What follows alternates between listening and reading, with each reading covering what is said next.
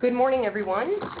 Thanks for joining the Progressive Pathways Post-Secondary Success Landscape Scan of Career Pathway Programs.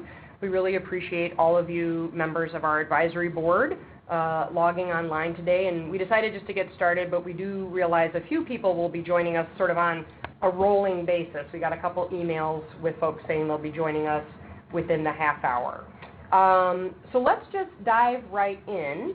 I want to make sure, just for housekeeping's sake, everybody knows we do have a chat box, and so if you have any issues or you're having problems hearing or anything, you can put something in the chat box, and as the chairperson, I will see it and try to help you. Like I said, you have to dial in to hear the audio, so I'm going to cut and paste that message again in the chat box so everyone... I think I'm going to cut and paste that. Okay, I'll do that in a minute. Lines are muted, but I just put out in the broadcast to all chat box, we're going to have multiple opportunities for you to provide feedback, because that's the whole point of having an advisory board. So we'll be asking you some polling questions. We'll have some opportunities where we'll want you to add details via the chat box. And then near the end, we'll also have some discussion on... somebody's saying that they can't hear me that well, so we'll just pull this a little closer and turn off the phone.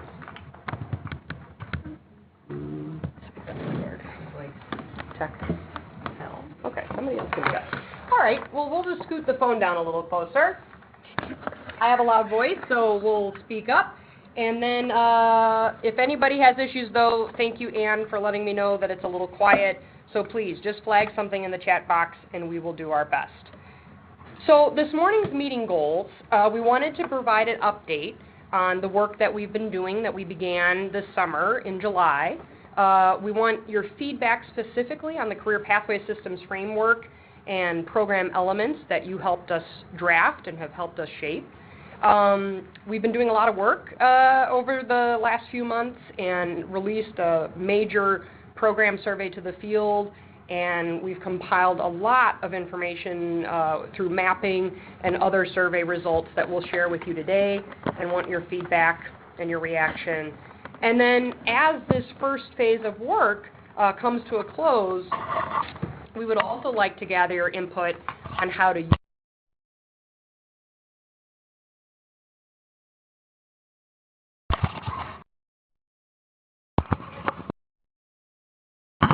Okay.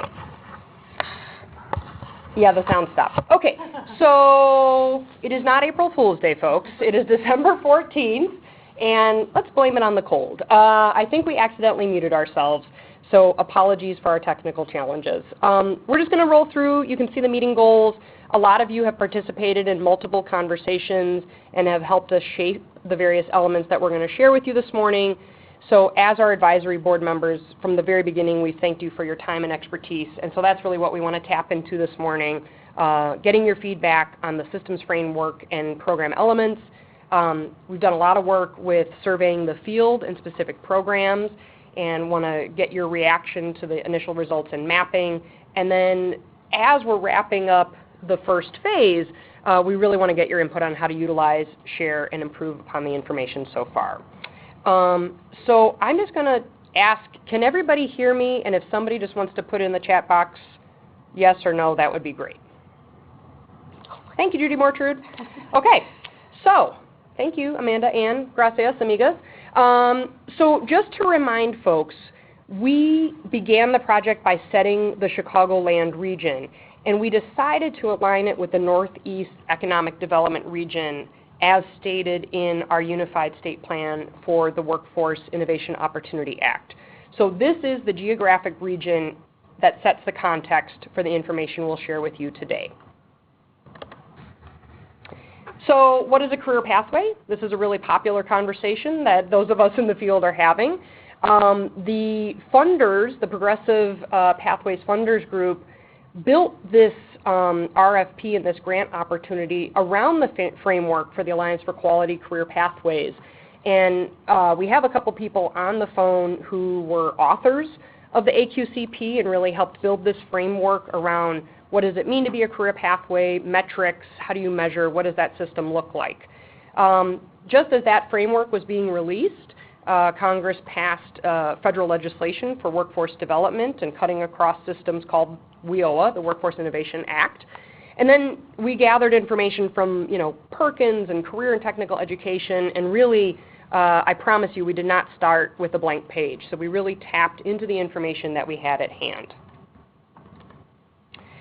So this is a snapshot on how the Northern Illinois University and women employed teams came together to obtain the information that we're going to share with you today through our advisory board, so with you all, a larger audience at SubRegional Meetings that we ran a series of in the fall. We started with administrative data, public data that we were able to collect from state agencies, and then the program survey, and that will be a bulk of the information that we share with you today. So for folks that joined us on that kickoff webinar, this is just a very quick snapshot on the work that the Northern Illinois team and Women Employed have been doing. And from there, I'm just going to turn it over to our colleagues. Let me just tell you who's in the room with us today. We have John Furr from the Education System Center at Northern Illinois University and his colleague Emily Ruska, and my colleague Sarah Labdy from Women Employed, and Matt Bruce, who is one of the funders from the Chicago Workforce Funders Alliance, who actually was the person that was the catalyst for providing this opportunity to help us fund the Progressive Pathways Landscape Scan. All right, now John Furr will dive in and tell you about the sub-regional meetings that we did. Great, thanks Mary Kay, and good morning everyone. Just wanted to give a few more details on the sub-regional meetings. As Mary Kay had mentioned, one of our strategies in collecting information was to talk to real people, and that includes getting your input as well as getting out to the field, and we really viewed these as listening sessions. So we had 4 sub-regional meetings throughout the Chicago area. I know that some of you had the chance to attend those, and for that we thank you. You can see we had one meeting in DuPage County at NIU Naperville's office, also in Lake County, in the south suburbs, as well as here in Chicago. And we had a broad number of stakeholders that were represented in these meetings kind of across the career pathway spectrum. So what did we learn from these meetings? We certainly found out that there is a greater appetite for awareness of what programs that are out there. And also, there was a desire to have tools and supports that would allow for better connections across those programs. We heard that from the field. We also gained some insights by talking to community college partners, and they were saying, as we think about partnerships, we should not only think about external partners, but also the types of internal partnerships within institutions and how those drive career pathways. And also, sort of a broad theme that you'll hear throughout the work is this comment that we received about the systemic context. Really need to understand for pathway programs and how they're functioning, that we need to think about their place within the system and the connections across pathway programs. So with that, we wanted to transition here at the outset and go back to some of the career pathway core elements. And we talked about these in the first advisory board meeting with you all. I know you also have a handout that we distributed that provides some more deeper information on each of these 8 core elements. But as Mary Kay had mentioned, part of our process at the outset of this project was to look at the AQCP framework, was to look at federal law, to look at various other program sources, to identify these career pathway core elements. The 8 that are here, I won't read them off because you can see them there on the screen, but I just want to explain sort of how our thinking has evolved over the course of the last several months and the work that we've been doing with these core elements. So one of the things that we have learned as we've gone out, into the field, and as we've done surveys and as we've gotten the information back, is that these elements play out very differently across the various career pathway programs within the Chicago region. And here's one example of 2 health science programs that each responded to the survey that we administered. As you look at the Basic Step Academy and the Institute of Adult Progressive Latino Careers in Salud, they each have approaches to these 4 elements, but very, very different in terms of depth and the extent to which they're addressing them. So example for partnerships. When you look at the partnerships that Basic Step has, they do have a partnership with the Nursing Center for Clinical Experiences, while Instituto has a broader range of partners with high schools, community colleges, employers, and advocacy organizations. This concept of progressive design, again, the concept of being able to have a pathway system that extends from the secondary level on up to a post-secondary degree, with the ability to ensure that there's an intentional design around industry credentials and the interspersing of learning and work. Basic step is really only focused on that CNA credential on that step and doesn't have secondary or post-secondary partnerships for that aligned pathway, whereas Instituto has a much more structured program that articulates all the way up to LPN and RN programs. Again, for participant supports, you can see the contrast, as well as for work-based learning, a great difference in terms of the depth of the work-based learning experiences across those programs. One of our other core insights as we dove further into this work is that the 8 core elements are rarely reflected within a single program. And that's okay. I think what we've realized in this is that as we think about career pathways, we really need to focus on how career pathway systems are developed, not necessarily whether just those 8 core elements are reflected in each and every single program that is out here.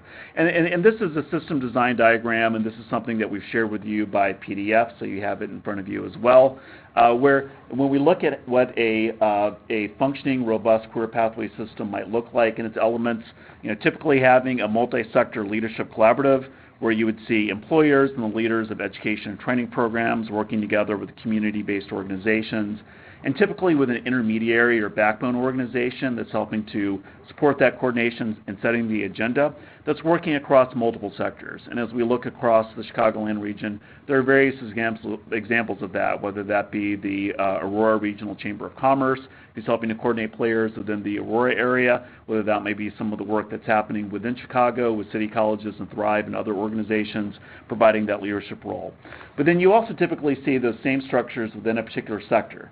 So having a health science leadership collaborative where there are partnerships at the top level, helping to identify the occupational goals for that sector, thinking about how those progressive design elements are articulated and set out, as well as what are the components of measurement and sustainability. A strong role for employer partners who absolutely need to be at the table. Support programs who are playing critical roles in helping out with work-based learning and a number of participant supports, and also an array of education and training programs. As we've looked at the education and training programs that are out there and gotten feedback, I mean, we certainly feel that to be within a career pathway system, there are certain elements that need to be in place. I mean, first of all, they need to be working in partnership with some of the other players that you see here. They need to be cognizant and part of this progressive design concept, where these programs are intentionally leading or linking to recognize post-secondary degrees or credentials, and where there are also entry points for individuals from the secondary level or from the bridge level to continue on through the pathway system. And that they also have a sector focus. So as we think back to our Basic Step Academy, we're not saying that they cannot be part of a career pathway system because they have a limited approach to the various elements. What I think we're saying and what we've realized through the work is that for them to be part of a career pathway system, there needs to be more intentionality around the partnerships that they're creating, both at the secondary and post-secondary and employer levels, and again, that they need to be part of that intentional progressive design sequence. So we wanted to provide this framework out for you initially because we do think that it's a more of a systemic lens than we talked about with our initial discussion with you, and this is really how we're thinking about how the 8 core elements are arrayed across various programs and within a system. And we'd like to actually start now by getting some initial feedback here. So we do have a poll question that Mary Kay is pulling up. We really want to get, again, your initial reaction in terms of to the system's architecture and to the design and to our thinking. In addition to the poll, we also encourage your feedback within the chat box as well.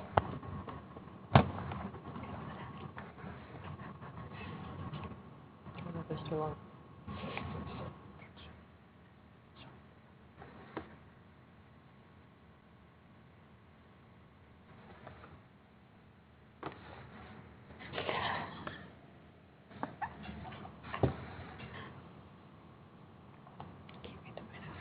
So there are a couple comments coming through in the chat box, and it looks like almost everyone has responded, so just take another second. And like John said, this is just initial reaction.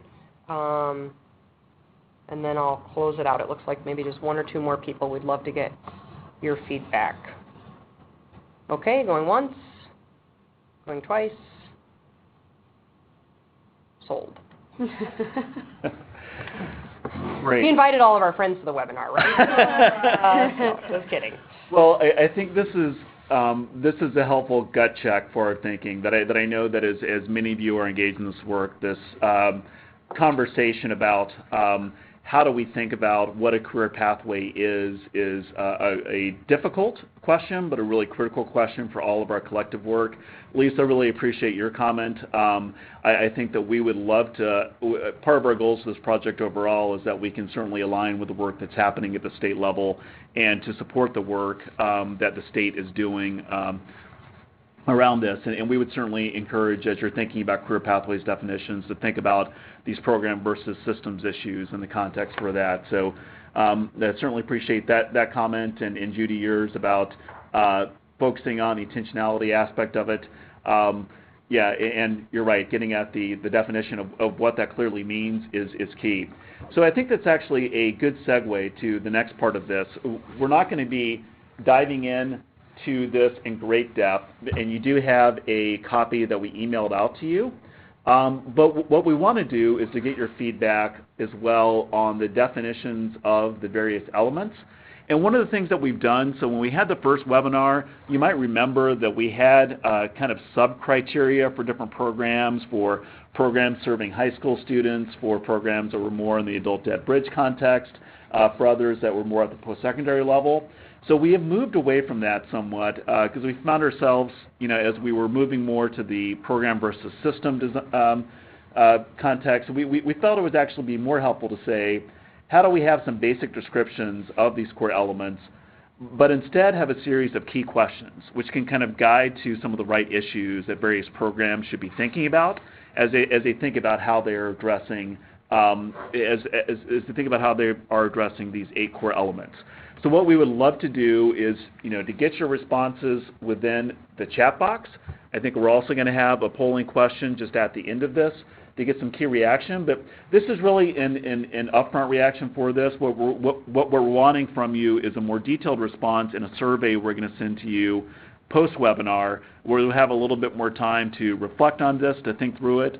And again, one of the things that we're hoping that will come out of this work will be some very useful descriptions and key questions for the field and that other partners can use. So again, here's the description right now of that we have on the board for partnerships and for sector focus. Again, just looking at the overall description, really looking at the role for structured partnerships that can get at all the other core elements. And for the sector focus, again, really using LMI, regional economic development goals, and employer input to identify the sector focus and the occupational focus within that. Mary Kay, we can skip to the next one. Progressive design, I think this is one of the meatier areas, but perhaps that's not surprising for the Progressive Pathways project, where again, we're looking at this description of the pathway system, facilitating those efficient transitions from the secondary or bridge level on through to a recognized post-secondary degree or credential with regional economic value, and the incorporation of stackable and portable industry recognized credentials that allow participants to intersperse their learning and work experience. And you can see here we tried within the key questions to be a little bit more nuanced from different types of programs because we do think that there are some issues which are important to think about depending on the populations being served. So we'll give you a second to read through this as well before we move on to the next set.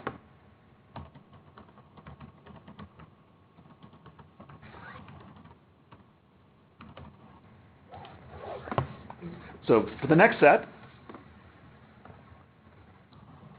so here's three areas which are really core to how participants are experiencing the career pathway programs. So certainly participant supports are key. We've heard that from you all. We've heard that through our sub-regional meetings and the surveys, that for young people to be able to access and navigate pathways, they need a range of participant supports. And the key questions get at some of the targeting of those supports and also the types of advising supports that students need. For career-focused instruction, our description talks about having instruction that both provides orientation to a sector, but also focusing on the technical skills needed for success in the entry-level position, and the integration of academic and technical content with foundational professional skills.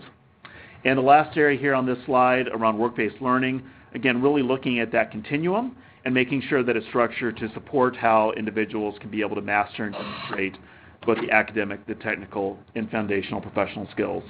Again, we'll give you just a moment to digest.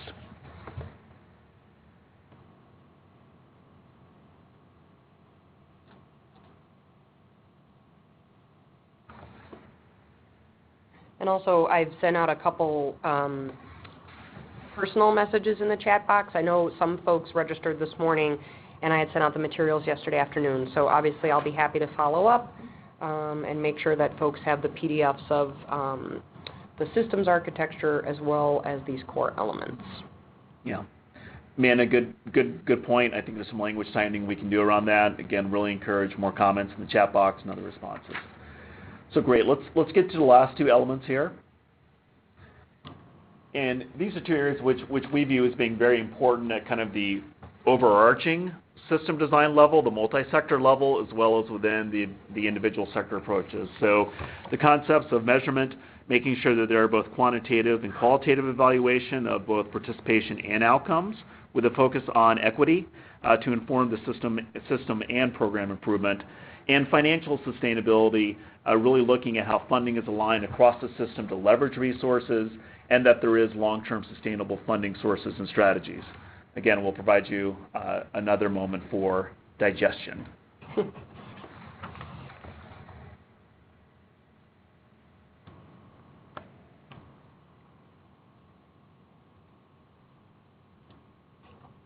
All right, great. So we're going to get one more gut check poll from you. We completely realize that you have not had a chance to read through all the key questions in your response to this poll. We will not say that that's going to, if you love it, that doesn't mean that you can't go back and provide us with a lot more critical feedback once you get back into it. But again, we just really like to get a gut check reaction. Do you like how we've approached the descriptions and kind of moving toward the key question approach as opposed to the model that we had before? Do we generally seem like we're on the right track in terms of how we're describing the elements and the key questions as we've laid them out? So we will go ahead and open up the poll and ask for your response.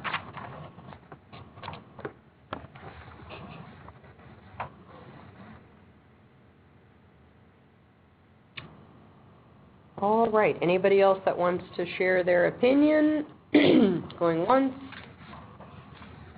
going twice. Looks like we've just had a couple other folks join us. Welcome. All right, we're going to close the poll. Again, I'm happy that all of our friends showed up this morning. Thank you. Yeah, and again, just want to reiterate those gut check reactions from you all, making sure that you feel like we're moving down the right path is really critical to this. So we appreciate it. So with that, where we'd like to transition now. So keeping in mind what we just talked about with the elements, is to dive into more of the processes around how we collected the program information. And I'm going to turn it over to my colleague, Emily Ruska, who's going to walk you through our work on administrative data and the survey work. Emily. Good morning, everyone. It's a pleasure to be speaking with you today, and thank you again for all of your help throughout this process. It's been really informative to be working with you and tapping into all of your expertise across the board. So in terms of administrative data, as we talked about in our initial webinar, the path that we set out on was to gather as much information as possible about as many potential career pathway programs within the Chicagoland region as we could.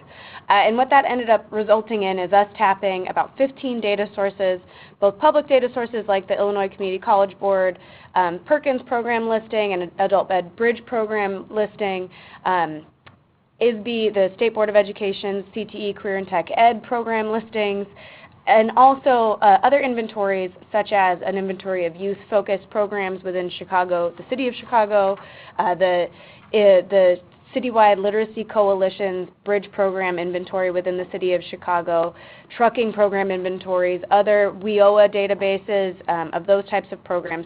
So we really zipped up a whole a whole host of different types of programs, which is the first time that anyone has ever really gathered all of those different information sources in one place.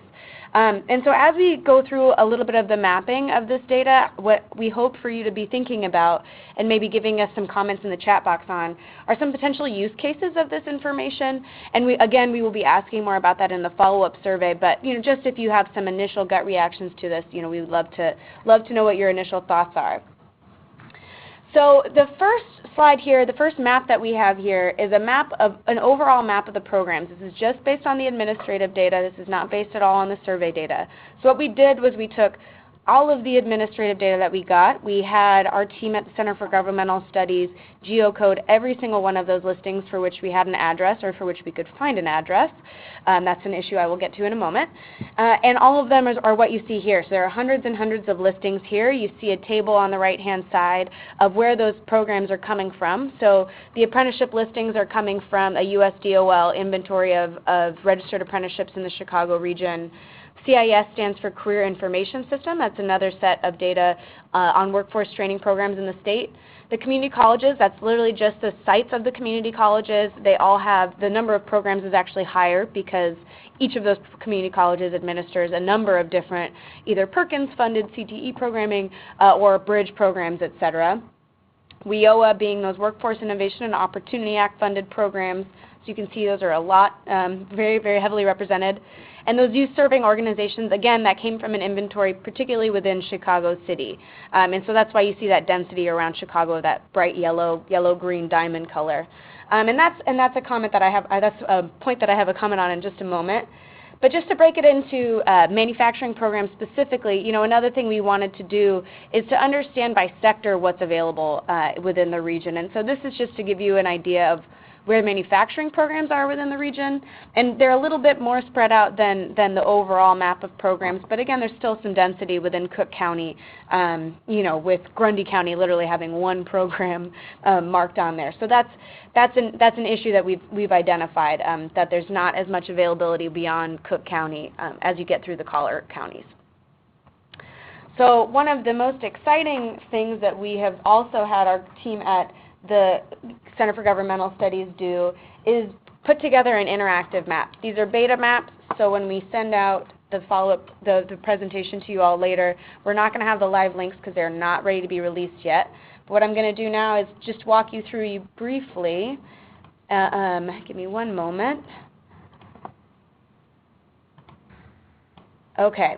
So what we're seeing here is we have two maps. One is going to be by cluster, and so that's what we're seeing here. Right now, the only cluster we have selected is the agriculture, food, and natural resources cluster. But just to get an idea of where some of our core areas are, I'm going to select health science, IT, and manufacturing. So what we see here is actually an interactive map where we have all of the programs listed. So you see some heat areas on the map. So where it says 21 here, I'm going to click on that to zoom in. And you can see that they're all over the place. We're going to zoom in on Chicago just because we're here today. And what you see here is little icons representing each one of the programs. And once this goes, there we go. Right here we have currently what's on this map is what cluster the program is working in, the provider of the program, and the program type. So again, as you're thinking about potential use cases, think about what types of information would be helpful for different types of users, whether it's potential participants, guides, so counselors, etc., parents, other program operators. One thing we learned about in one of our sub-regional meetings is a CTE administrator in a high school district said, this would be amazingly helpful for me to be able to see what's out there in my area, just within my area, so I can know for my CTE kids who are doing IT or manufacturing, what other programs are sort of down the line for them. So again, you can kind of click around and feel out where these different types of programs are. And I would also just like to show you, we also have it by program type. So right now I have all of the program types layered on. Again, this is all based on administrative data. But as we zoom in here, just to give you an idea, we can layer on, we can take out all of the WIOA funded programs. We can take out all the Career Information System programs and leave in, let's just leave in the apprenticeship programs just so we have an idea of where registered apprenticeships are in the region. So again, right here, what we have available is what the information we have presented as the cluster and the provider, but that is not to say that we can't include other information that is included in the data sets or in the survey information as we move forward with geocoding that information. So it's a pretty exciting tool. We've gotten a lot of really great feedback and ideas through our sub-regional meetings, as well as some just direct follow-up with stakeholders who were either at those meetings or at other meetings where we've presented our initial findings. And it's something that we're pretty excited about the power of and are looking to really hone for both this phase of the work and potentially moving forward, figuring out ways of making it even better. So to return to the presentation, I'm going to go back to the conference here. So overall, the administrative data has both been exciting in the amount of it that we've been able to acquire, but also challenging in a lot of ways.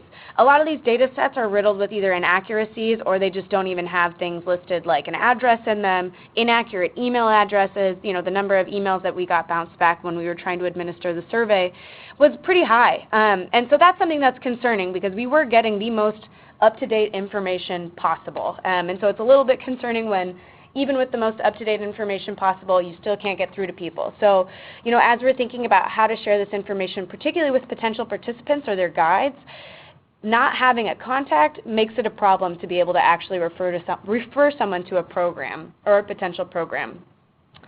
Additionally, we went through extensive processes with all of the different official databases to get that data, whether it was at the community college level or the high school level or private program level, and that's a cumbersome process on our end, and we need to find ways of capturing data more easily and having that data be more readily available to folks in order for this to really work moving forward.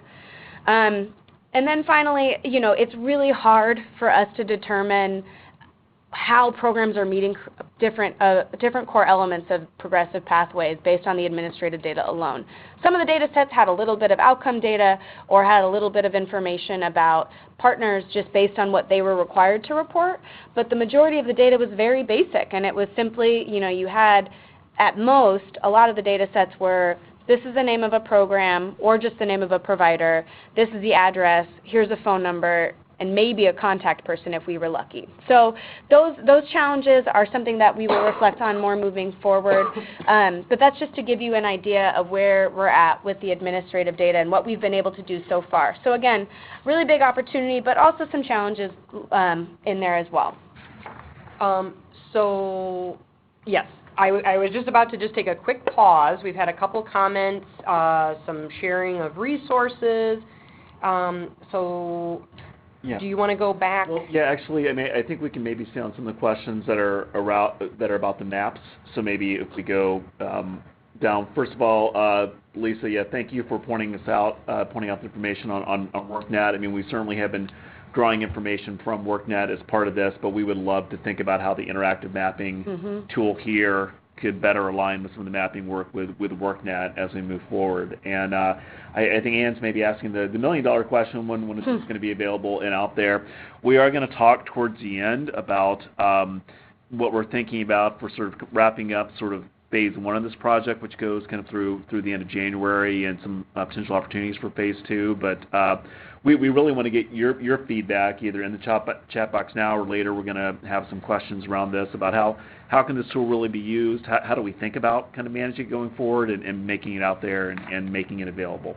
So very important question that we'll be touching on as we get back further. But again, encourage if you have reactions to what you saw for the mapping tool and some of the components of it, we'd love to capture that within the chat box with your thinking around that. All right. Okay, so thank you again for your thoughtful feedback. You are continuing to show all of your expertise and helpfulness as advisory board members, and we really appreciate that. I'm going to move now to the survey process. So what we did with the administrative data is we cleaned it up and we mapped it and we sifted through it, and we reached out to all the people we could reach out to based on that administrative data. And also, through our funders group, we had them personally following up with programs that they were interested in learning more about. through this survey mechanism. But basically, the survey process, we just kind of laid it out all on here. The purpose was to gather more information on programs within the region. That was sort of first and foremost our concern. So we structured it around those 8 core elements. We asked a lot of questions about all of them. Several of you provided very helpful feedback when we reached out to you for feedback on what elements we were trying, or what data points we were trying to gather from programs, and we really appreciate that input. So it was a very extensive survey that covered all 8 program elements, and also, was to capture information for potential future program profiles. So as we're thinking about how we're going to present out this information to folks in the future, thinking about ways to make it digestible, particularly to young people. What kind of information do they need to know in order to be able to make decisions about their future, either as they're transitioning out of secondary or from one secondary program to another, or to bridge programs or post-secondary programs. What information do they need to make adequately informed decisions that are going to put them on a progressive career pathway? And then finally, we used this survey information to gain insights about how the system is functioning as a whole. And that's something that came out pretty strongly in the survey, and we'll get to that in just a moment here. Our response rate, we have about 146 respondents right now. We have the polls are still open, as it were, and so we're still working to gather more responses. We've also worked directly with Chicago Public Schools and are working directly with city colleges here in Chicago to get more in-depth information about how they're approaching career pathways. And then we also have, thanks to Advisory Board member Becky Raymond, we also have access to information on 12 bridge programs within Chicago that were inventoried by a study that was done by Becky's team as well as a team at Penn State for the Institute of Education Sciences work on adult bridge programs across a couple of different cities. So it's a lot of information that we've gathered. The information that I'm about to present out to you is going to be broken up by in a couple of different ways. Some of it's going to be presented by the survey type, so whether it was directed at community colleges or high schools, or any other program that is not based at a community college or a high school. There are going to be a couple of instances where we had programs self-identify what their target population was, and so some questions will be broken up by that, and I'll point that out when we get there. But I'm going to go through all of the 8 core elements and our findings from all of those, but before I get there, the process itself provided some learnings as well. One of the main learnings is that language varies tremendously across programs, and this is something that I will touch on in a number of different spaces. But if programs, even when we provided definitions of certain things, the way that programs define in different sectors or different types of programs define the same types of work can pose real challenges to gathering consistent information across programs. So the workforce space uses different language than the education space. And even within the education space, between secondary schools and post-secondary schools, there's a little bit of differentiation as well. So that's something that we encountered as a challenge to gathering more information. Further, the survey itself was pretty extensive. A lot of you provided feedback on it, and again, we know it was very extensive, and that I think a little bit informs our response rate, because it just is we're asking for a lot of information in order to get really in-depth information on these programs, and we have some ideas on how we can better do that moving forward in the future, but that became a cumbersome thing for both us and for program administrators who were trying to share their information for us. And then finally, as some of these programs were filling out the survey, part of our incentive, as it were, was that funders are looking at this. And, we do that intentionally to incentivize folks to respond. But unfortunately, that resulted in folks sometimes responding as more of a sales pitch. And I forget who mentioned it earlier, but I think it was Amanda, you mentioned something earlier in the chat box around how much do we know is actually happening on the ground versus what they're saying on paper, and that is a definite question and something we're working on sifting through on our end as we've gone through the survey results, and will be an ongoing concern as we consider a survey as a method of getting this type of information from folks. So one key question that our funders wanted us to drive to is the capacity question. And we asked this by building on a series of questions of how many programs how many participants is your program serving currently per cycle? How many cycles per year do you offer? And at what % of participant capacity are you currently operating? So again, language is a challenge. So this is definitely an estimate, what I'm about to show you, but it's still is pretty clear in what the message is, and that is that the capacity is most limited for programs that are serving younger populations, so the under 18 and under population, or those without high school degrees or equivalencies, and that's based on us teasing out programs that said that they were either serving high school students or folks without high school equivalencies or degrees. And then finally, funding directly impacts capacity. That I don't think is a shocker. I think everyone is probably not surprised by that comment, but that's something that came up time and time again in the narrative responses for folks.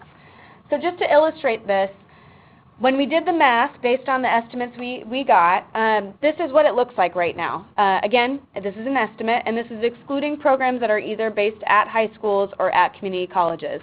But the message is pretty clear. As of today, programs that said that they were serving folks with a high school degree or high school equivalency said that they have about 3,400 total seats in the Chicagoland region to serve more people.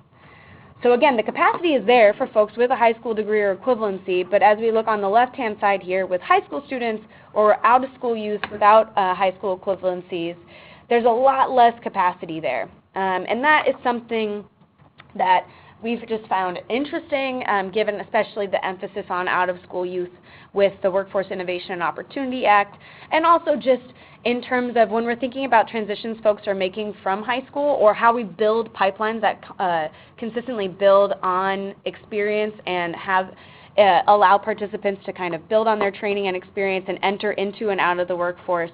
It suggests a little bit of a pipeline issue. Yeah, John?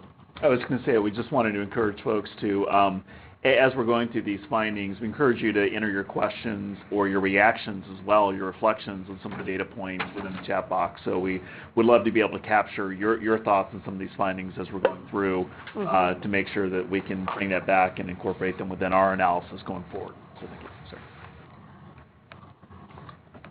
And so to move into from capacity to partnerships, moving into our core elements here, partnerships, we imagined them to be important, and that was validated by the survey. Most programs did indicate that they have partners across the board, and we'll get into a little bit more depth there in a moment. But when we got into their narrative responses, it became clear that the quality of these these partnerships really varies across the board. And so in some cases, they would say that they had a partnership, but it was simply because they posted a job posting on a board in the hallway in their building. And that's not necessarily what we would define as a quality or in-depth partnership. Especially when it comes to employers, we hope to see employers really driving the work in order to make sure that the work is grounded in economic needs and opportunities for young people within the region, and that wasn't happening as robustly in some cases.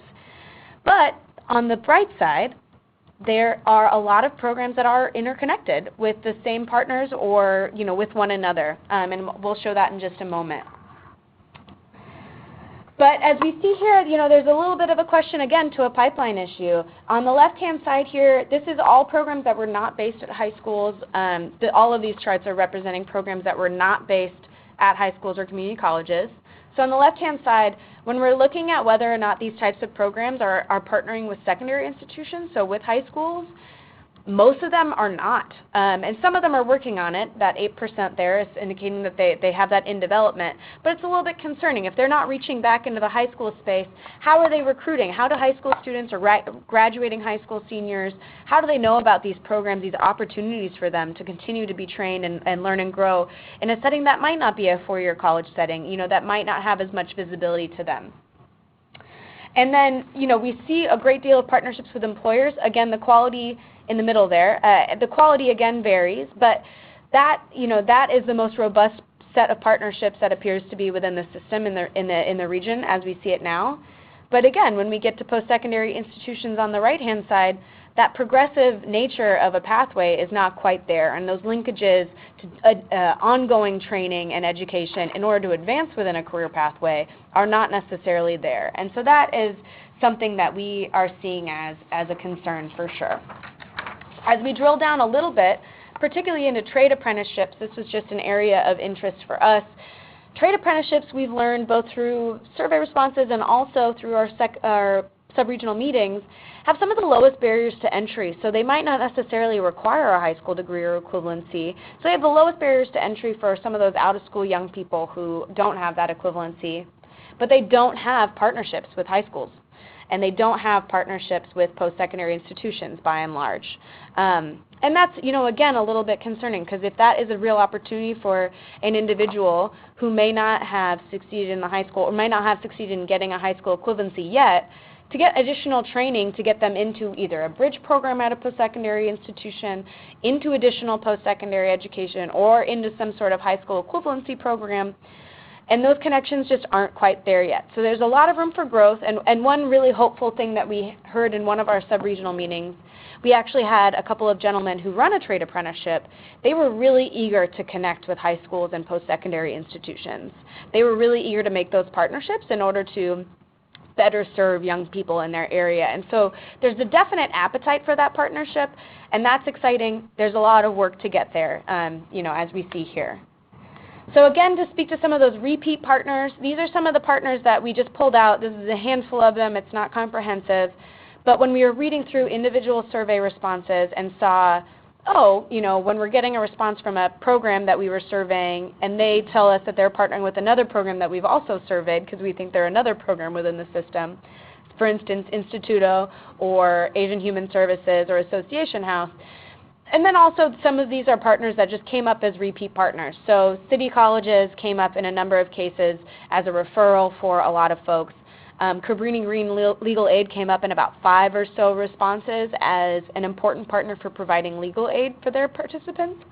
So again, this kind of reaffirms our conception of the system as a whole. And we're eager to kind of learn more about these partnerships and where more of this connectivity is.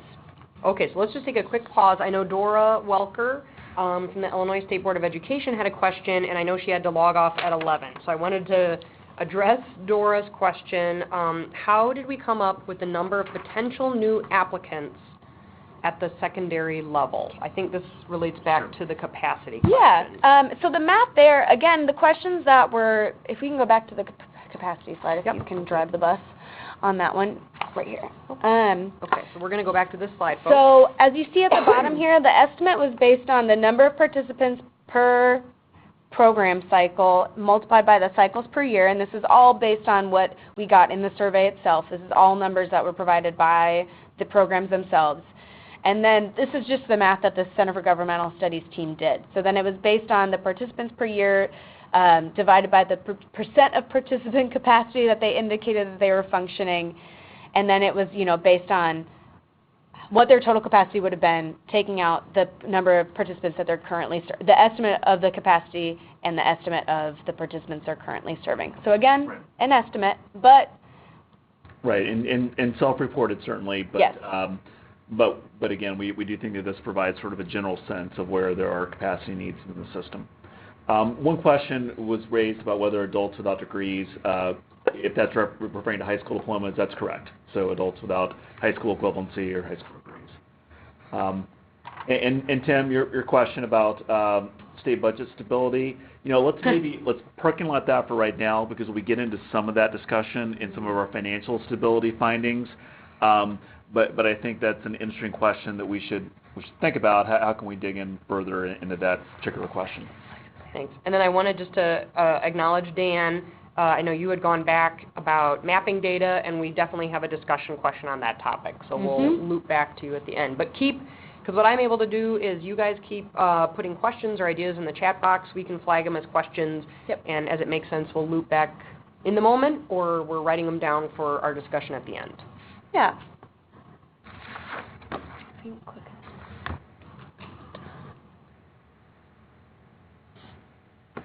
Michelle, your point is well taken about what the number of out-of-school youth you enroll in WIOA each year. This is, again, self-reported data based on what they identify as their target population, so it might not line up. And that's a question that we have sort of moving forward, is how do we get this type of data in a quality way, in a sustainable quality way, moving forward. And I think that your comment of the 481 that we have here not lining up to the numbers you have, pretty much lines up with our concerns about the data in general anyway. So we appreciate that comment and hope to engage with you further on how we can better capture that. Yep. So we're going to move back into the core elements and go through another couple and touch base. So, sector focus is another area that we consider to be vitally important. We consider that really drives a lot of work and can help ground folks really in a career pathway and occupational focus. One challenge we had on this area of the survey was some programs who aren't necessarily thinking about themselves as sector-focused programs said that they did not have a sector focus, but then as you got into it, they were literally a nursing program. So it's pretty clear they had a sector focus and pretty clearly had an occupational focus. But, again, that's that language issue. But the majority, once we've cleaned up some of those, the majority really do have a sector focus. But, there's a little bit of a lack of alignment with economic priorities within the system, and we'll get to that in just a moment. So, again, just to briefly reaffirm that most programs do have a sector focus. This is excluding the high school and community college responses just for simplicity's sake. On the right-hand side, we're seeing that programs were able to select any and all sources that they use to determine their sector focus. We gave them 4 options. When they indicated some other resources that they use, they pretty much all lined up with these 4 categories as well. So, unsurprisingly, programs are using labor market information, local economic development goals to a lesser degree. There are only 31 programs indicated that they use that. Potential participant interest and local employer input. And this, of course, varies across programs. And one thing that we do not know as much about and would be curious to learn more about is where they're getting this information. For instance, how they capture the information about the local employer input. Is it simply a matter of, for instance, trade programs, trade apprenticeship programs, when it's literally an employer-driven program that they're sending their potential employees to a skilling program? But this is just to give you a general picture of how folks determine their sectors. More interestingly to us is what sectors are represented, right? So this is a table of the 16 career clusters as well as energy added on, because that's a priority within the state. And what we have here, the left column, or the second from left column, is the survey responses. The middle column is the community college administrative. This is the community college data and the high school CTE program data is based on administrative data, just so we know what programs at least are on paper out there in the region, and also just because we don't have responses from all the high schools, so we wanted to make sure we captured as many of the programs as possible. Same thing with the community colleges. So what we see here, and just one more note on methodology, how we determine high school pathways just from the administrative data alone, and this is, again, not going to be a fully representative picture. Dan, I'm sure you'd have feedback on other pathway programs that are happening that are not CTE programs, and we're not disagreeing with that. But based on the administrative data we have on CTE programs, we basically counted here schools that had 3 or more courses within a cluster. So this is based on their course code information. Using the 2-digit zip code for anyone who appreciates that level of detail. Right. 2-digit zip code. It's quite fun. Pivot tables, etc. I learned a lot of new Excel tricks in this process. No, so this is based on, again, 3 or more courses in a cluster. We also looked at 2 or more courses, and frankly, the numbers tracked the same way. The numbers don't shift that much when you go to 3 or more courses. So, we really thought, if you just have one class in a cluster, is that really a pathway? Probably not. You're not really progressing along much if you're just taking one course. So, there are probably exceptions to that. We've learned, CNA classes, certified nursing assistant classes, is going to be a one-off course, but that's an exception, not the rule. But so what we see here is that, I've highlighted health science, IT, and manufacturing. Those are all, there's a pretty robust number of programs at all levels within the region and those priority areas. So that's great to see that there's a lot of lineup in the region and the economic priorities in the area. But what we also see here, interestingly, is that particularly in the high school space, there's emphasis on some programs or some clusters that are not necessarily economic priorities within the region and are not necessarily where jobs are growing in the region. So for instance, we have business management and training, we have hospitality and tourism, human services, architecture and construction, arts AV and communications. Those are all areas where there's a lot of programs happening in the high school level with 3 or more courses, so a lot of resources and young people are being driven to those programs where there's not necessarily the same amount of job opportunities sort of when they're coming out of high school or advancing into additional programs at the post-secondary level, whether that's through a private program or through a community college or even a four-year university. And so that's an interesting learning that we've had, and it speaks to the question of how progressive are the pathways that we have within the system as it exists today. And that's something that we've continued to be thinking through and, you know, have some concerns around and have some ideas for how that has some implications at the system level. Yeah, and Catherine, to your point, I think that's absolutely right about business management and training as being an area. That's one where maybe the findings are a little surprising of the lack of programs, perhaps in the community college and the workforce training area within that sector. But I would also agree with that point of that being an area where there is demand shown. Yeah. So to get a little deeper into how the programs are connecting up, you know, we asked more questions on the progressive design, and just a couple of highlights. We asked a lot of questions on this, but just a couple of highlights from it. Most programs do offer the opportunity to either earn or make significant progress towards an industry-recognized credential, and we also let us know what kinds of credentials they were offering, and we'll get to that in a moment. And, you know, interestingly, a lot of programs that were targeting non-high school students, so any out-of-school young people without a degree or folks with a high school equivalency or degree, do not offer credit for prior learning and or experience. There's a caveat I will mention in just a moment, but that's just a little starting point for you.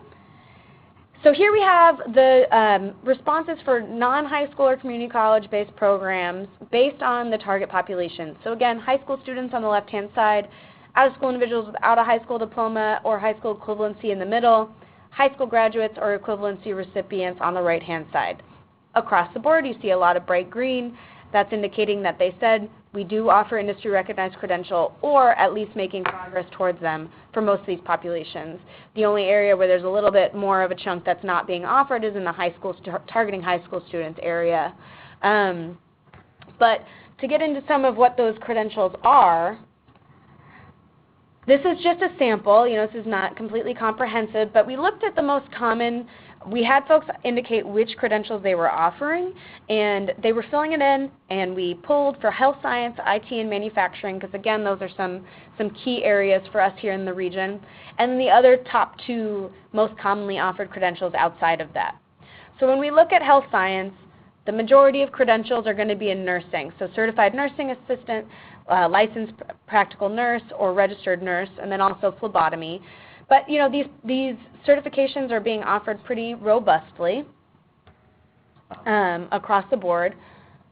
And just real quickly, the HS there stands for high school, not non-health science programs. That's non-high school programs. High school. I think, sorry, Anne, I might be understanding your question differently, but when we're talking about the left-hand side, so these are not based at high schools. That's what we mean by it excludes high school-based program responses. So these are non-school-based programs, but we allowed them to say if they targeted high school-age students. Yeah. So that's what that bar is. Sorry for the confusion. I understand that. It's a little bit tricky, but we didn't want anyone who was not based at a high school but who did target high school students to not be included in the survey, because that's obviously a critical population. So again, with these credentials, when we move into IT, Cisco is pretty common. Various Cisco credentials were pretty common. A whole range of the CompTIA suite of certifications was very common. The Microsoft certifications, some of those were probably just desktop, you know, applications, not really the most advanced IT credentials, but again, it's good to know sort of generally what folks are using in the programs themselves. And this raises a question of, have these been validated by employers? What do employers need to see in order to hire folks? You know, these are good questions to be asking moving forward.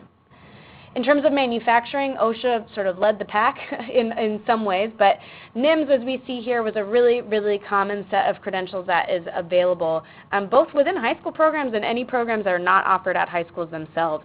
MSSC was also included, but to a far less degree. So again, this raises questions of, you know, are employers asking for NIMS? Are they asking for these OSHA certifications? How are they determining which credentials they're offering? And those are sort of ongoing questions we have. And then finally, some of the more common credentials that were outside of our priority sectors were in transportation, distribution, and logistics, and hospitality and tourism. And then, so that first one, CDL, is truck driving, and ServSafe is a food safety credential, and that's pretty common.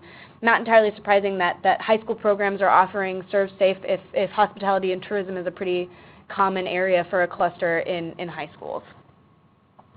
To wrap up progressive design, again, we found that a lot of programs, this was taking, for all of the programs that did not target high school students, and this is again within the general program survey, most of them said they do not offer credit for prior learning. However, a point that was made in our meeting with our funders that we found to be a really critical point was that for programs that are not offering, for instance, articulated credit to a post-secondary institution or to a high school equivalency, they might say no to this, but that's because they're not offering credit at all. They're just a training program, and they don't necessarily need to offer credit in an articulated sense for those individuals who have prior experience.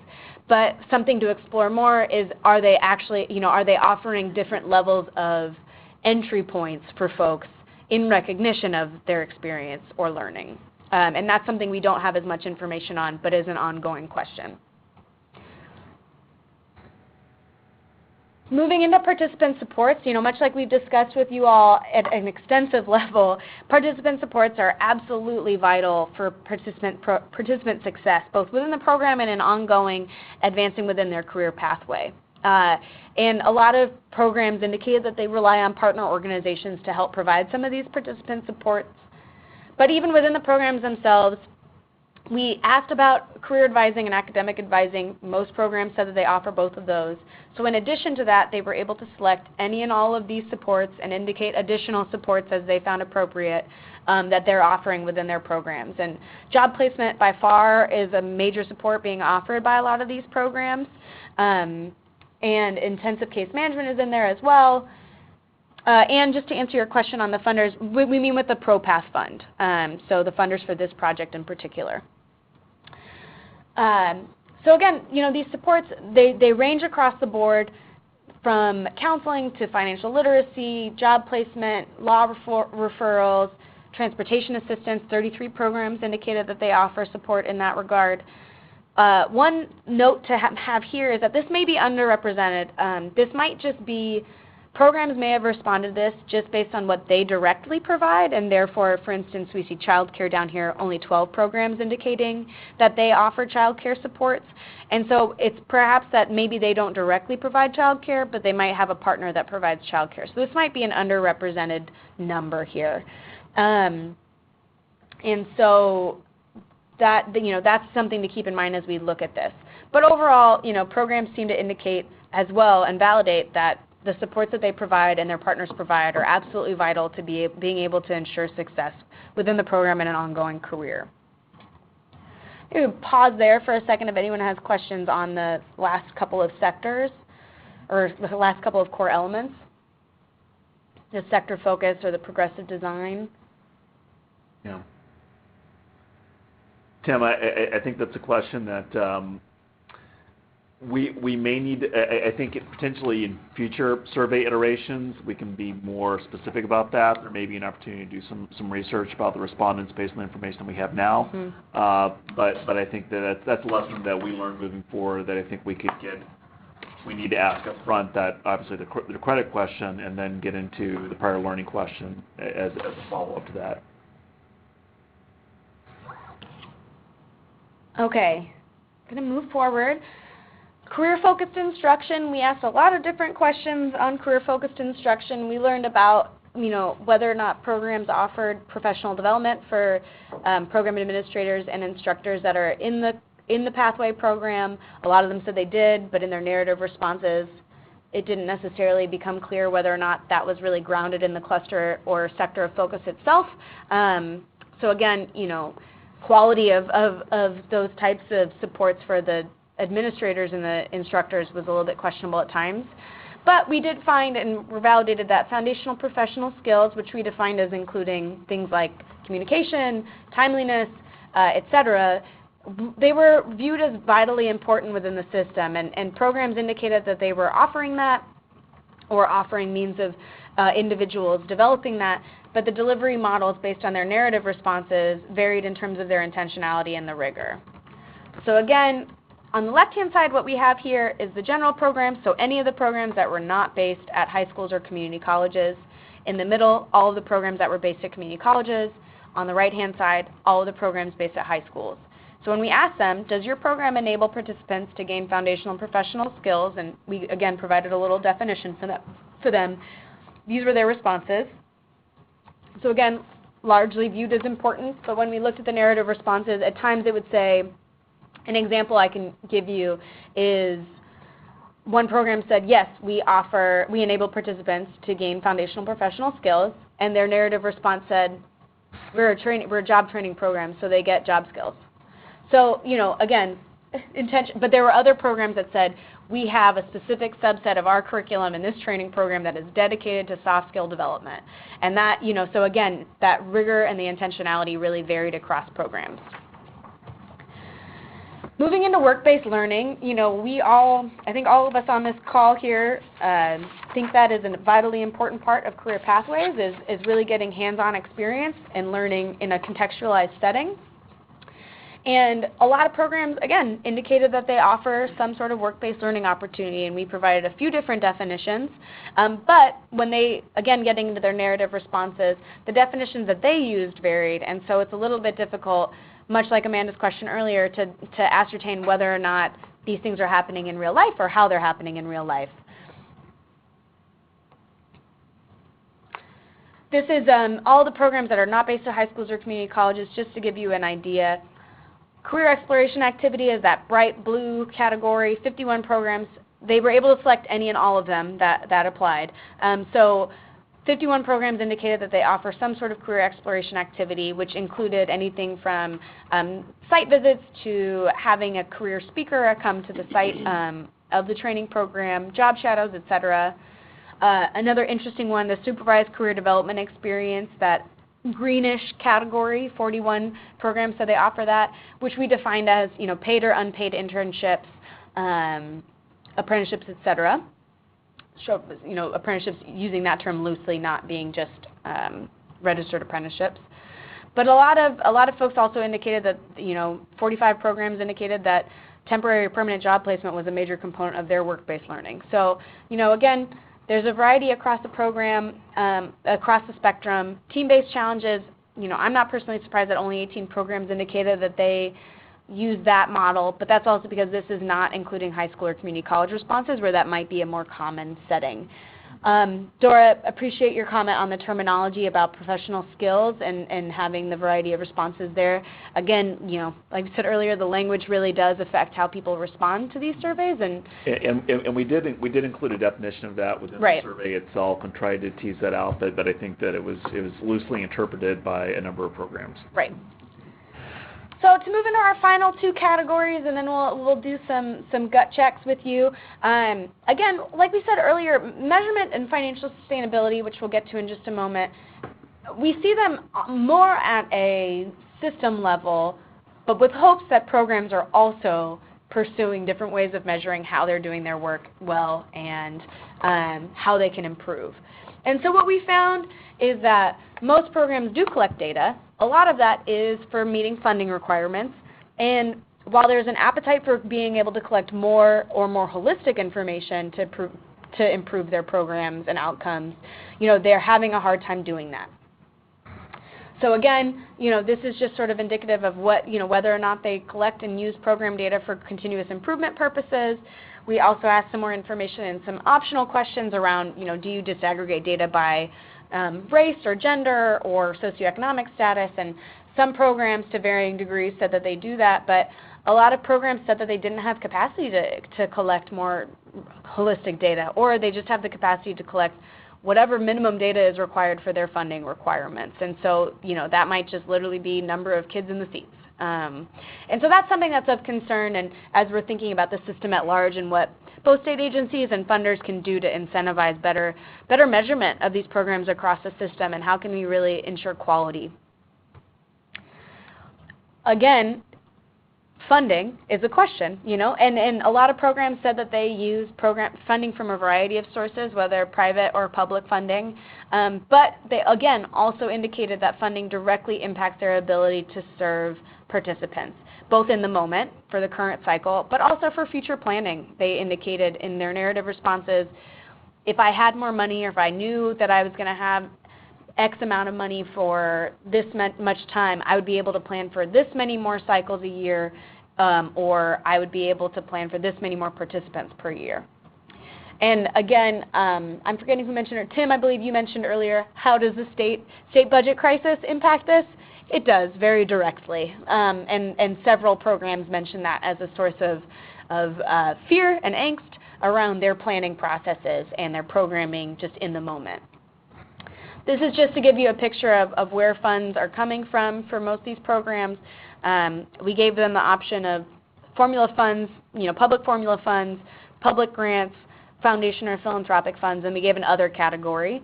So on the left-hand side, we have the responses from all the programs that are not based at high schools or community colleges. In the middle are responses from community colleges. On the right are the responses from the high schools. Across the general programs, they really do use a variety of funds. They have a little bit more of an emphasis on foundation and philanthropic fund than community colleges and high schools. It's probably not very surprising, but it was interesting to see how many programs indicated that they are getting public grants from either federal, state, or local programs, whether that's WIOA or whether that's other programs. And a lot of the general survey respondents indicated that they have a fee-for-service model, or employers pay for the participants, for instance, in trade apprenticeships. Or a couple said that they had earned income through some social enterprises that they ran. So this just gives us a general picture of the funding streams.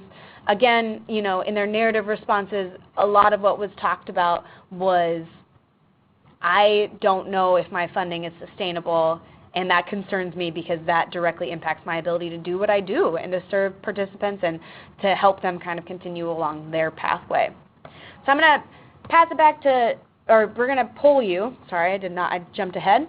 Just to give your general responses on the survey findings. Again, we're going to send out a survey after the webinar today to get more in-depth responses from you on this, but appreciate all of your comments in the chat box, and we're going to check out your poll on whether or not you're seeing this in general, or you're surprised, or you've already got this in the bag.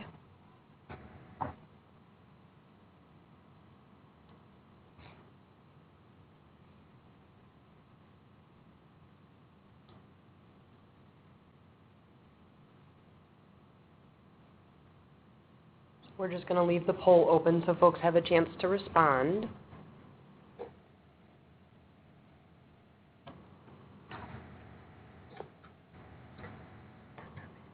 So if this is sort of brand new, you're surprised, you're aware of it, but maybe you're not applying it in your daily work, or that you're frequently seeing it and that you use this type of information. So we're going to close out the poll, going once, going twice.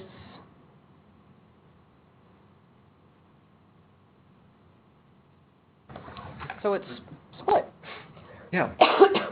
I guess that's somewhat validating for us to hear that the findings are familiar to you who are experts within these areas, and that these are some of the findings that you're seeing within your work.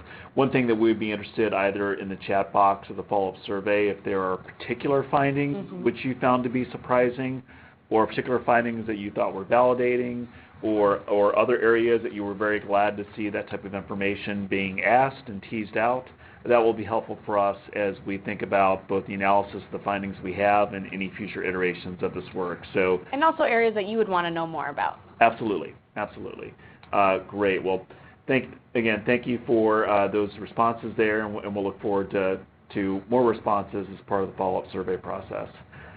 We do want to reflect a little bit on some of our big system takeaways that we had from both the sub-regional meetings and from the surveys as well. Again, really just thinking about how do we incentivize partnerships across the system so we can improve program delivery and increase capacity. I think, as Emily described, we were surprised by some of the lack of partnerships in different areas and the lack of connections that we were seeing in terms of the articulation of progressive pathways from the secondary or bridge program level on up, and feel like there's a lot of room for programs to be better linked. And also a lot of opportunities for gaps in the types of participant supports to be addressed through a number of different partnerships. That I think we also think that there does need to be a regional focus on how our pathway programs aligning to economic development priorities. Particularly we dove a little bit more into the high school information there and saw how many of the high school programs are not aligning, but we think there's also discussions to be had at the community college and the general program area as well. And finally, this discussion of long-term program expansion improvement, we need better data and also reliable funding so the programs can engage in the type of planning that they need to engage in. So again, those were some of our broader system implications for the work, but we would appreciate again your reflections as well about what types of system thinking you might draw away from those findings. So we're about to open up the phone lines for discussion, and since it's a fairly contained group, this is not a webinar of thousands, we're going to go ahead and unmute all of your lines. So anyone who's washing dishes, standing by a construction site, petting your barking dog, now's your opportunity to mute yourself or step into a quiet space and to be a good webinar citizen. And so I'm going to put up our first set of questions. My colleague Sarah Labdy from Women Employed will lead us in the discussion. We'll have a couple slides of about 4, 5, 6 questions, and we're going to try this. We're going to unmute you guys. Yeah. The conference has been unmuted. There we go. So you are all unmuted now. I would recommend that you also continue using the chat if that's more familiar and you prefer that. We will take questions and comments both ways. And so one of the first things we wanted to talk about is, given that we have had a real challenge getting quality data that we're certain of the quality of it, that is that it's a complex process to ask for this data. It's coming from a number of different sources, none of which are necessarily aligned, coming with the same pieces. So we get contact information data from one source and more descriptive or informational data from another source. That the data is often incomplete. So again, contact information in some cases, more detailed information in others, and that it's often also out of date. So as Emily said earlier in her presentation, that we got many, many responses that the contact information was no longer relevant. How would we ensure high quality data? What thoughts do you have on reaching something better than self-reported data or the systems we have that aren't aligned?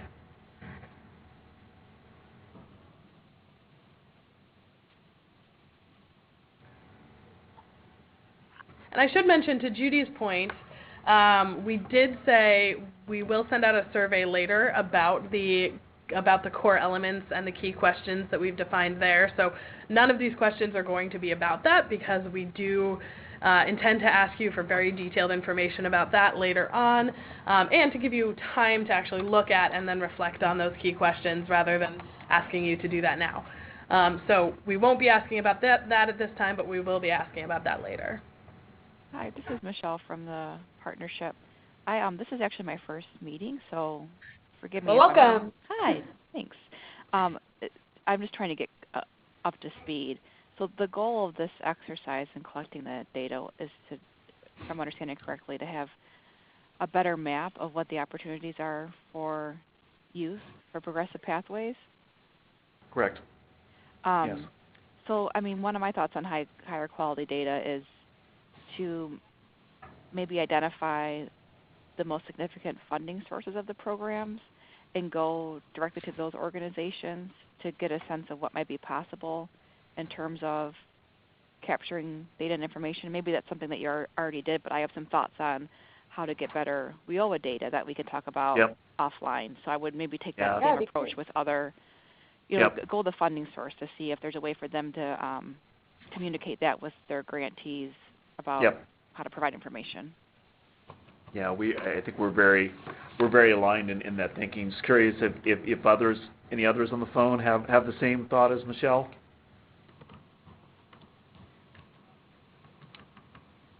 I would agree. Definitely agree with Michelle's comments. Yeah. Thanks, Lisa. Yeah. This is Tim. Even my experience in this kind of data collection work is that there's a relationship between the quality of the data and the way in which the data are used. So over time, at least in systems where the data are actually being used to do something that's important to the respondent, whether that's an information referral function or some sort of evaluative function or something that actually has a bottom line consequence to them, then they become much more interested in making sure that whatever's in there is accurate and responding, et cetera, than it would if it's just like a research thing that, is informing something that's not, connected to what they do every day. Yep. Makes a lot of sense. Yeah, so not only thinking about how we leverage kind of the funders of the programs, but also really clarify how their responses to these types of questions can actually support them with what they're trying to achieve. It's both great suggestions and points.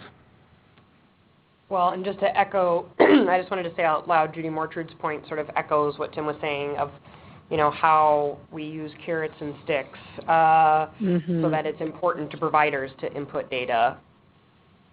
Mm-hmm. Anyone else have thoughts on how to ensure high quality data? I think these are really great points. Well, and this may duplicate or build on what people have already been saying, but I think there has to be a commitment to being able to share bad data or bad results from data in terms of, the risks, the managed risks we need to take to actually improve programs that sometimes won't work, and the lesson will be in that. And I think that's a complexity that we all struggle with. Could you just identify yourself for me? I don't recognize your voice. I'm sorry. Oh, yeah, no problem. This is Karen from the Youth Job Center. Oh, great. Thanks, Karen. Sure. Final thoughts on data? Oh, great. This is Judy. I would just say what Karen said and what Tim said better than I said it was exactly right. Like, people need to have access to their data for continuous improvement, and we just don't set up our administrative data systems to do that. It all feels like it just gets sucked down a drain somewhere and it doesn't come back to us. So figuring out that feedback loop would be really... Yeah, and Judy, I think you had an important point earlier as well where you talked about this work around common definitions and language is important if information would be captured in a consistent way across funding streams. Great.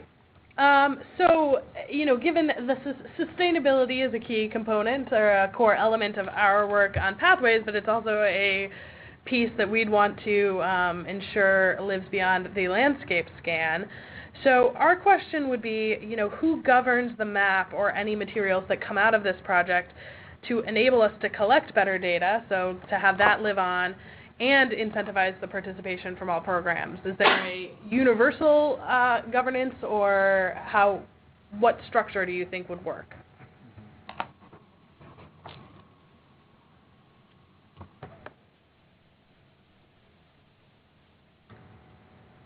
Maybe to add a little bit more color to this question, I mean, we were sort of doing this as an initial attempt to see how we can, create this type of comprehensive map for the first time. But as we think about long-term sustainability, again, I think there are questions about where is the right place for this information to live.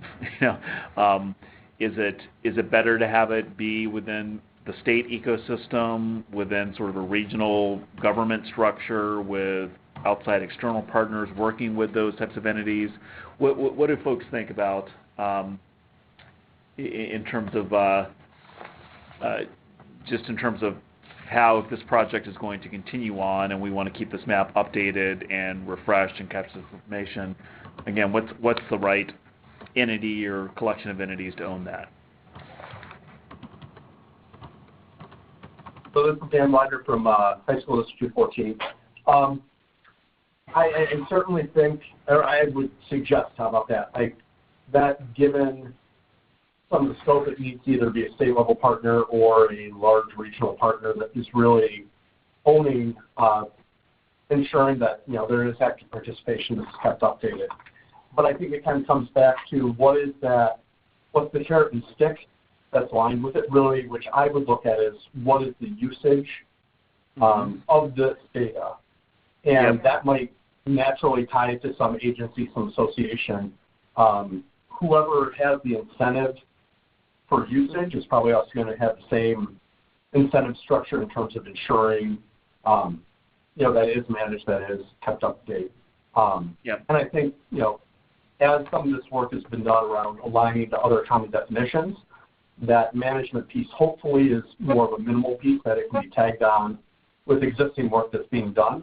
So it's not a whole updating management structure of its own, that it can be tied into other types of data gathers, updates that are being done.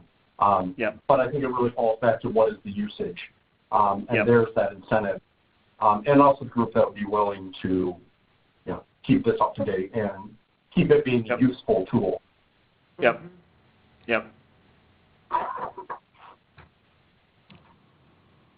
Thanks, Dan. Your point, I just wanted to say for folks, if you're not following the chat box, Ann Cothran made a similar point on sort of the receiving end, that if the program survey recipients have a better understanding of the usage or the purpose, that we would probably see even greater participation. So, and Ann Darton offered her point, which, if misery likes company, which we do, we all acknowledge the perpetual problem of capturing long-term outcomes, which I think goes back to, I think it was Karen that made the point of, being able to look at all the data, good, bad, and indifferent, for the sake of continuous improvement. And a lot of programs said that they want to be able to do that, and those are some of the programs that had more robust responses when it came to all of the 8 core elements. And so there's a real opportunity here, both in terms of appetite, I think also on a state level with funders, and I think within the programs themselves. So But much to Karen's point about being able to have a safe space to share bad data is also important as well. Right. All right. If we have no further reflections on this, we'll move on. So we want to know, here we're talking about audience. So speaking of the map and the other materials we've disseminated thus far, how do we ensure this information is useful to a really broad audience at the end of the project? Or how do we make it more specific to be useful to different audiences? And when we talk about broad audience, we're really talking broad. So we're talking state agency administrators, we're talking funders, we're talking local program administrators, on down to the people who really use the program. So that's counselors, parents, and the young adults who are trying to find these programs so that they can actually become participants.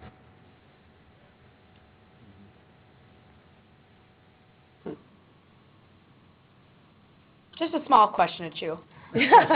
So Judy's question, will it work on mobile phones? Great question. I don't know the answer. I think so. Yeah. Judy, but 1,000% certain. Judy, why don't you explain to us what audience you're thinking about in terms of for that question? Oh, I'm just thinking about the user, the student user, the participant who might, be able then to be directed to it off the L or bus, poster and and catch it that way to try to get it out, away from a counselor's office showing it to a student.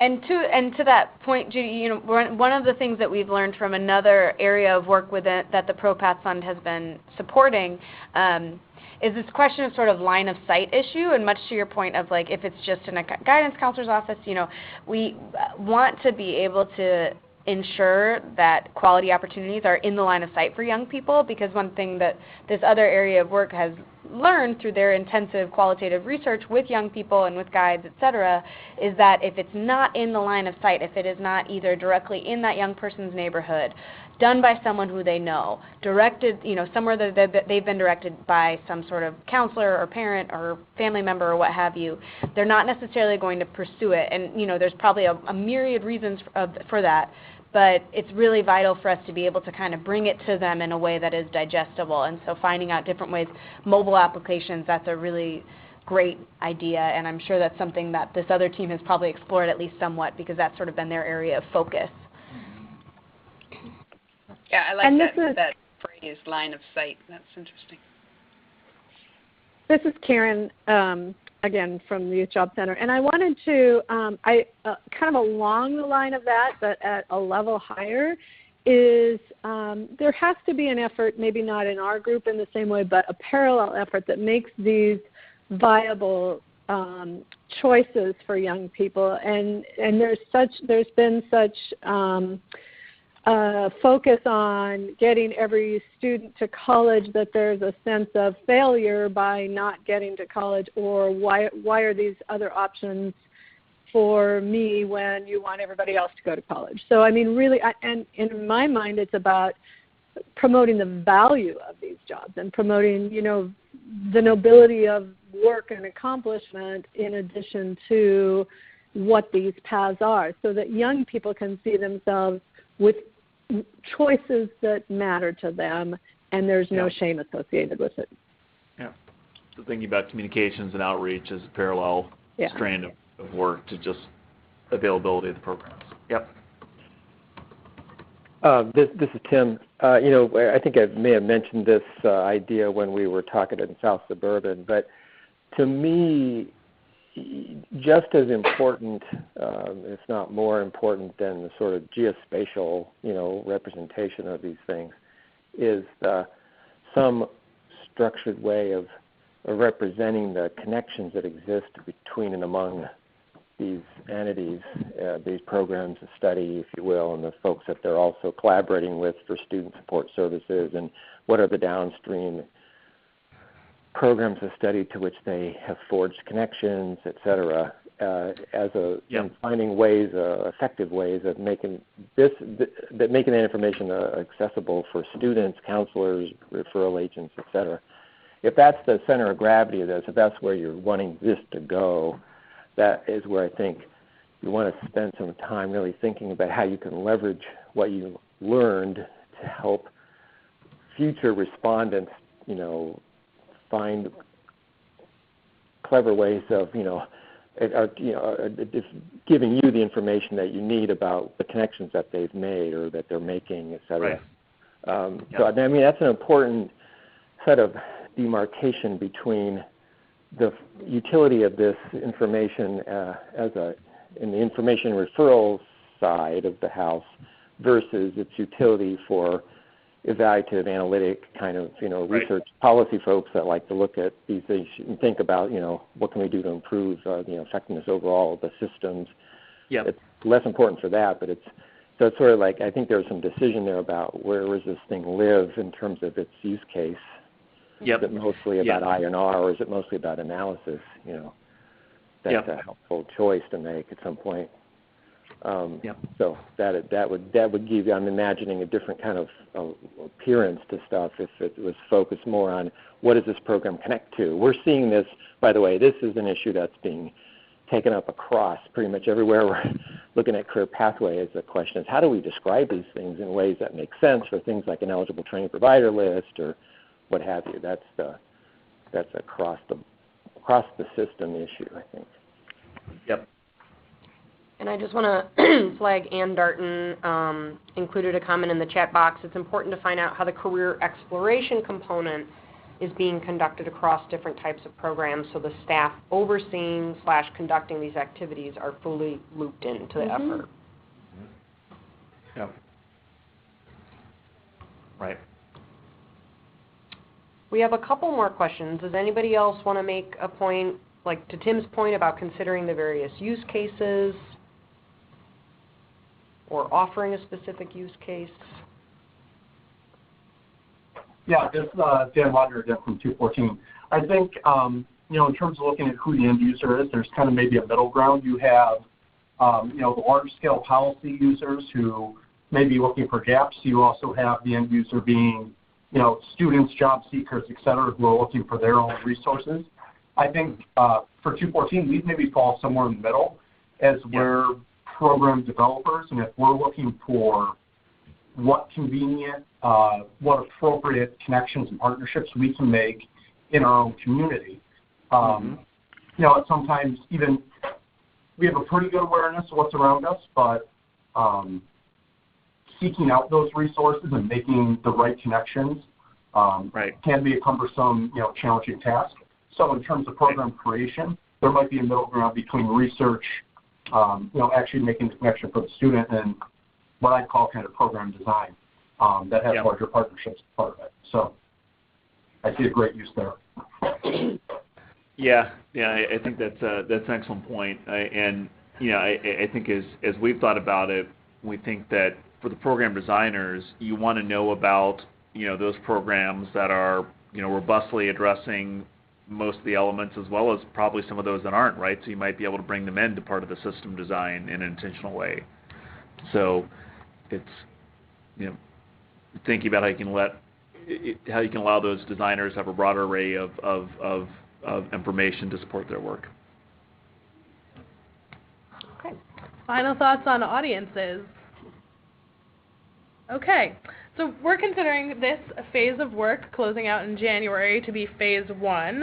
And that includes the findings you've seen here today, the system architecture map, some of the key questions and core elements, and things of that nature. And so our question to you today is, how does this phase, as the presentation you've seen and the presentations you've seen in the past, how will those help you in your work?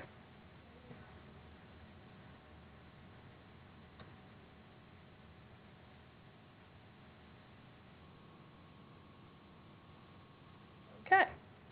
Anyone have thoughts, or will they?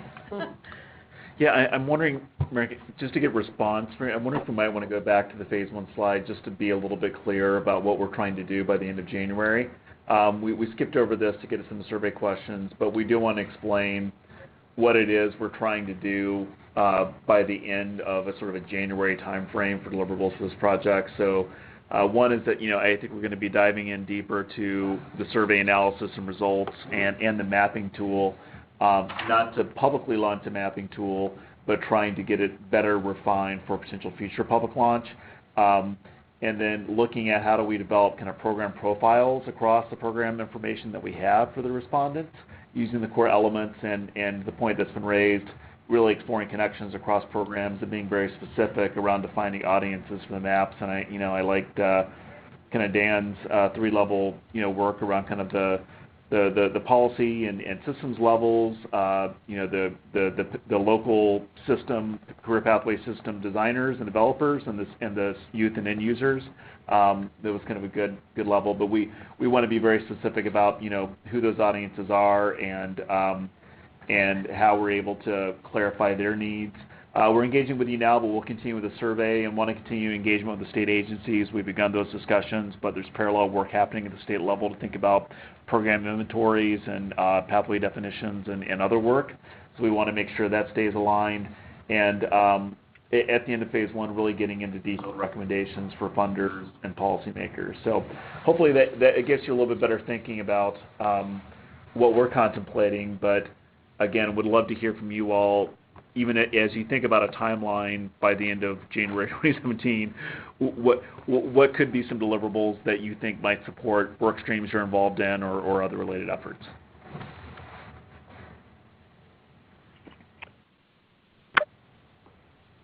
Well, John, this is Amanda from the Board of Higher Ed. You alluded to it when you were doing your summary, but there's a lot of connected work going on that takes into account pathways but doesn't really have a framework or a definition around that concept. So this, I think, is an opportune time for this work to be happening, and I think that the good work that you all have put together is definitely going to inform those conversations. And and provide some alignment, I think. And since you've looped in so many of the stakeholders that we would want to access before moving forward with something like this, I think it kind of it accelerates some of that work by providing a framework that has been vetted. So at least would give us a good starting point to align around career pathways in some of the things around talking about credentials, around talking about apprenticeships, around. Yep. So it's broadly applicable. So I can immediately see several uses for that framework that you've developed. Great. Thanks, Amanda. Yeah, this is Tim. I should strike this without saying, but I think that this work that you've done, because it's sort of bench test against the reality of how people can respond to questions and so forth, I think it's really helpful in terms of other folks that I know that Judy and I are working with, for instance, in Minnesota and Wisconsin, for instance, on their kind of thinking through how do we assess how we're doing with our career pathways, and they engage in various kinds of survey work of their systems right now, in fact, and so I think it's really timely for that. Right. Thank you, Tim.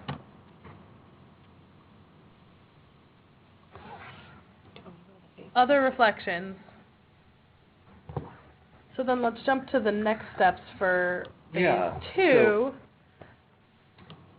And again, this is some current thinking around phase 2 is that, and with sort of a loose definition of what the timeline will be for phase 2, but thinking about how do we have a public-facing mapping tool. So again, sort of taking the mapping tool that's kind of in a beta version now and working with, but actually creating a mapping tool that can support the needs of different audiences, which might mean that it may need to interact with audiences in a way that, depending on who the user is, it provides different information that supports their work with the right guides. So that's one of the phase 2 approaches we're thinking about, but also this continued work on data. I think thinking about how can we get better data to support ongoing work through state agencies and other funders. Really those incentives for fresh and accurate information. We had a great discussion about that today, about really making sure that we're clear about how the information is going to be used and will benefit the programs. And as Emily alluded to, we learned a lot through the survey process and the reality check of responses, and we would ask things differently and think about even more qualitative methods as well. I think there's a lot that we learned from talking to real people in the sub-regional meetings and others to think about how to build that in. But to get back to Sarah's discussions question, I guess if in your ideal world, when you think about your work and how this can relate, what do you think a phase 2 scope could look like, and what recommendations would you have for us to think about a potential future phase of this work?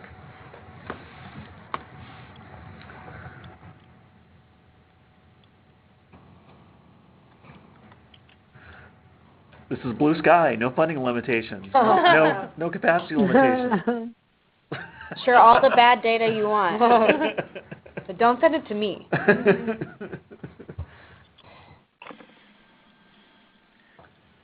This is Judy. I'll chime in, as Tim said, because this Wisconsin work is top of mind right now for me. I was just looking for good examples of places where WIOA industry sector partnerships and Perkins CTE advisory boards were leveraging one another and doing work together. And we know that both of those entities, local boards and CTE providers, have got a mandate to do career pathways. And I just think if you could use the groundwork you've laid to drive that conversation closer in Illinois, get those stakeholders to think about their work in this way, and then engage them to want to collect this data in this way and demonstrate where they've got those aligned programs, you'd think that would be there'd be a lot of synergy there.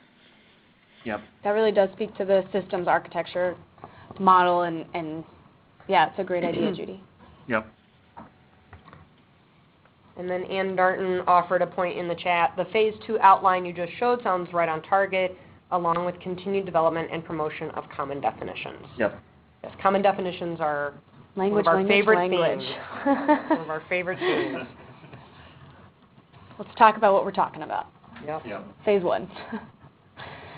So this is Tim. This is kind of a technical thing, but it would be really exciting to build to have identification of respondents in your data of career pathway providers in a way that allows you to connect specifically to participant student data about that entity. In other words, you have the characteristics of them and their identities that they have that exist in the various reporting systems in which they exist, right? So that you could see, so that would allow you down the road to make a specific linkage between results and the entity, the characteristics of the entities engaged in those results. That would be a powerful potential tool to have. Yeah, and I think the discussion of outcomes data, it's come up here, it comes up in all the conversations, and how do you do that in a way so that it's done consistently, it's done in a quality way, and it's also, and that the concern about outcomes data doesn't drive away participation in the other questions. So I think that's part of the balance. Which is part of why we didn't ask for it in this rendition of the, as much to Karen's point of having safe spaces to share bad data and willingness to engage in that way. But it would be extremely powerful, Yep. Other thoughts on a potential phase 2? Well, this is Amanda from IBHE. I want to throw out there that a lot of the programs that you're looking at that are WIOA-funded programs or that are workforce training programs that aren't connected to the community college are under the oversight of the Board of Higher Education under our Private Business and Vocational Schools Division. And we are gathering data on approved programs and some outcomes data, points. So in a phase 2, I think it would be useful to have some connected conversations about how we can provide some data to supplement what you all are doing. That's great. The WIOA data set that we had was one of the more robust in terms of the amount of information we got about the programs. And I'm forgetting off the top of my head if it had outcomes data. It was a lot of columns in the spreadsheet, and I'm forgetting how far over they went. But much to your point, Amanda, like we were able to have more. We were able to kind of have a slightly cut down version of the survey based on the fact that we had more extensive base data in the administrative data set, and it's definitely ways in which we can leverage that more since you are doing that internal work is critical. Yep. And that's great. Again, and I also knowing who the right partners are at the state agencies who know what is possible with the information they have. Yep. I just want to highlight that is an area, that workforce training area, where we have a lot of great providers, but there's also some serious issues of consumer protection, and there are quite a few that we're finding out about all the time that are not approved. But our offering programs are not approved by us, who need to be. So I think some intersection on some of that data will provide you with kind of the best data to be putting external for some folks to look at. So, however we can help. Great. So we have a final poll question for you. We have enjoyed your expertise, and really it's been enlightening as we've moved through this project. If we do enter a potential phase 2, as we move into potential phase 2, we'd like to poll you. Are you interested in participating on the advisory board for a potential phase 2? Please let us know.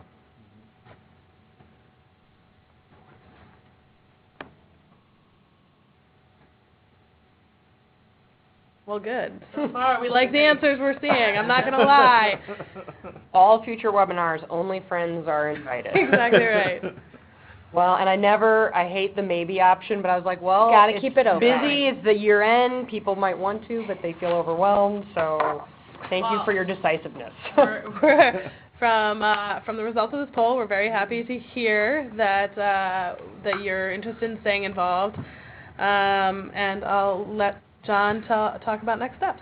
Great. So again, for the next steps, that I know we are going to have a survey that will go out to all of you, that it provides for some more detailed response on the definitions and the descriptions and the key questions and a few other areas that we're diving into. This will be the last ask that we'll be making of you in phase 1. So you know, and what we appreciate the fact as things get crazy towards the holiday break, that you know, we're wanting to get informed responses from you. So if you need more time than whatever deadline we set, let us know. We really just want to be able to collect your information. We also welcome, as Amanda said, you know, if you see an opportunity to have a discussion as follow-up, reach out to us. We'd love to be able to just have a call, you know, to be able to pick your brain in more detail around some of the opportunities. We're going to be delivering sort of final kind of detailed report around this and presentation. If there are audiences that you think it would be worthwhile for us to provide this information to, let us know. We're happy to try to get those discussions scheduled, and making sure that we can stay aligned with the work. You know, our final presentation deliverables we'll share back out with you. Again, we'll have recommendations in a lot of the areas that we've talked about today. And we're thrilled to know that all of you are willing to stay on board for whatever phase 2 might look like. So we will take you up on that.